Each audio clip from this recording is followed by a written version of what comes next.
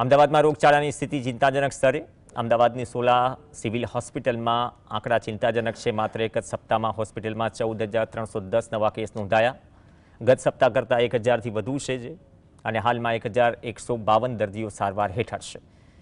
રોગના મુખ્ય આંકડાઓ પર નજર કરીએ તો ડેન્ગ્યુના 126 કેસમાંથી 11 પોઝિટિવ, મેલેરિયાના 499 કેસમાંથી 14 પોઝિટિવ, ચિકનગુનિયાના 11 કેસ, ડાયરિયાના 18 કેસ, વાયરલ હેપેટાઇટિસના 3 કેસ નોંધાયા. મચ્છરજન્ય અને પાણીજન્ય રોગનો ઝડપથી ફેલાવો તંત્ર માટે પડકાર છે.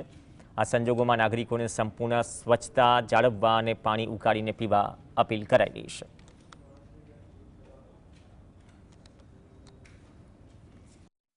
ઠંડીના કારણે બોડીમાં એકદમ જે લિક્વિડિટી હોય છે જે ઘટી જતી હોય છે, તેના કારણે ઘણી વખતે શ્વાસ લેવામાં તકલીફ પણ થતી હોય છે. તો દરેક નાગરિકે પોતાના શરીરની જનરલ તપાસ ડોક્ટર દ્વારા કરાવવી જોઈએ અને જરૂર પડે જ્યાં પણ રિપોર્ટ કરાવવો જોઈએ અને ડોક્ટરની સલાહ પ્રમાણે દવા લેવી.